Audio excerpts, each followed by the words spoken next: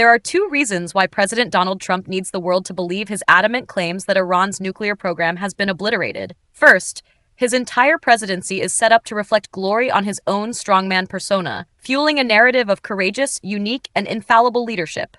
Information that contradicts the myth is not welcome. Second, any evidence that Iran retains the capability to manufacture nuclear weapons or to restart its program after daring U.S. bombing raids would raise an uncomfortable question. Should the United States use military action again to try to finish the job and meet any future advances in Iran's capabilities with more strikes?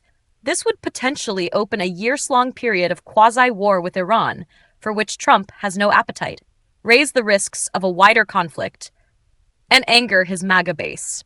Trump and his top lieutenants are conjuring amped-up outrage and slamming the media for reporting an initial low-confidence assessment by the Defense Intelligence Agency that U.S. attacks on 3 of Iran's facilities failed to destroy the core components of its nuclear program and likely only set it back by months. Trump redoubled his efforts in a news conference at the NATO summit to portray the raid as very, very successful. He added, "It was called obliteration. No other military on Earth could have done it." Defense Secretary Pete Hegseth launched a theatrical outburst against CNN and the New York Times after they reported on the assessment. Such outlets try to find a way to spin it for their own political reasons to try to hurt President Trump or our country. They don't care what the troops think, Hegseth said, showing the performative zeal that prompted the president to lift him from Fox News to head the Pentagon. The White House highlighted an assessment from Israel's military chief of staff Wednesday that Iran's nuclear program suffered systemic damage and was set back years. And CIA Director John Ratcliffe said in a statement that the agency had evidence it had been severely damaged. But these statements, while suggesting Iran has suffered a serious blow, do not yet fully support Trump's expansive claims. The president's tactics were familiar. He is going global with his strategy of creating his own narratives, whether or not there is yet evidence to prove them. He showed how successful this could be with his false claims of election fraud in 2020. If the world believes that Iran's nuclear program is destroyed, and all sources suggesting otherwise are discredited, Trump has a rationale for taking no further action. Everything that involves intelligence is, by definition, opaque, and lasting judgments from technical or human sources on how far the U.S. set back Iran's nuclear program could take months. It's also not possible to know whether the administration does have more information on the aftermath of the strikes that it is not releasing for operational reasons. A more judicious initial White House response to the raids might have avoided the current controversy. But its frantic spin was inevitable, since Trump declared while B-2 bombers were still aloft that Saturday's mission was a total, overwhelming success. Any contrary evidence would mean an embarrassing reversal and challenge his ego and credibility. But the hyper-emotional response to honest questioning over whether Iran's nuclear program has truly been wiped out makes the White House look defensive, raising doubts about its truthfulness.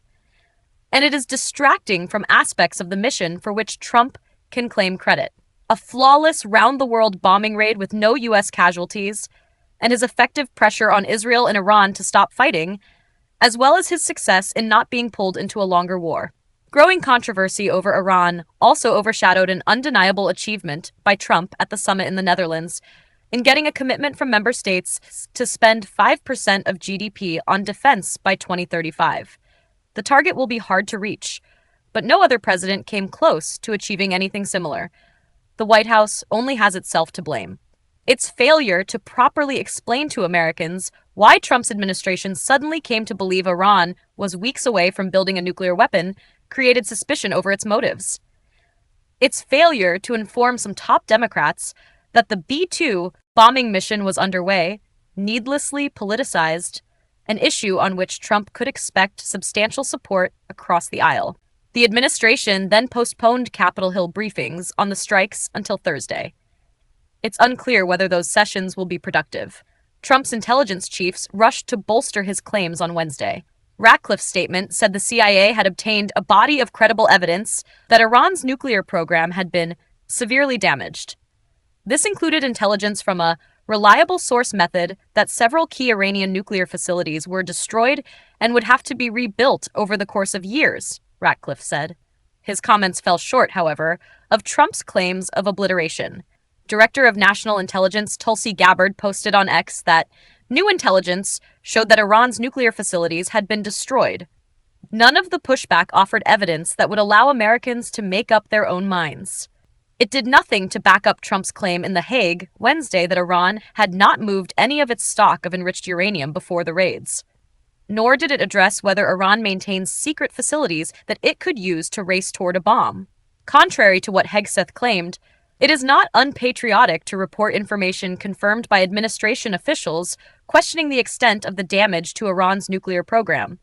And no one is attacking the pilots of the B-2 bombers who undertook the hazardous multi-hour mission. The tone of media coverage of their efforts has been marked by marveling rather than criticism. The issue is whether the bunker-busting bombs, used in action for the first time, really did penetrate the Fordow nuclear facility, buried under hundreds of feet of rock and cement, and destroy centrifuges that spin uranium. And it's about whether Trump is truly fulfilling his duties as president if he ignores any evidence the objectives were not fully met. The administration's wild reaction to the preliminary low-confidence Pentagon intelligence report creates another dangerous possibility, that it's pressuring the intelligence community to tailor intelligence to meet its political needs. This corrosive trend has been disastrous to U.S. national security in the past. Such behavior is a major concern with huge national security implications under a president who has trashed the U.S. intelligence community and appointed officials to lead it who share his politicized views.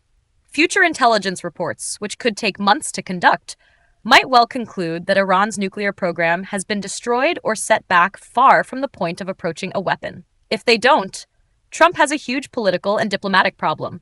Now that the United States has taken military action alongside Israel in an attempt to eradicate Iran's nuclear program, he has created a standard for himself. If credible evidence emerges that Iran has salvaged aspects of its program, either centrifuges or stocks of enriched uranium, as has been reported, the president or Israel will come under pressure to take new action to stop it. The International Atomic Energy Agency has said it's possible that Iran moved uranium, which is easily portable, before U.S. and Israeli raids. Future U.S. action against Iran could create the conditions for the prolonged war or deeper low-level conflict in the Middle East that Trump has sworn to avoid, and that would threaten to create a new fracture in his Make America Great Again political base. There is a precedent for such prolonged and expensive engagements. After the 1991 Gulf War, the U.S.-led coalition maintained no-fly zones in Iraq to protect the Kurdish minority in the north and Shiites in the south, and to contain Saddam Hussein's military for more than a decade. Uncertainty over the fate of Iran's nuclear program could also complicate efforts to reach a diplomatic solution with the Islamic Republic. Trump said at the NATO summit on Wednesday that U.S. and Iranian negotiators would meet next week. Trump's special envoy Steve Witkoff told CNBC on Wednesday that his boss was looking for a comprehensive peace agreement with Iran that would go beyond the nuclear question.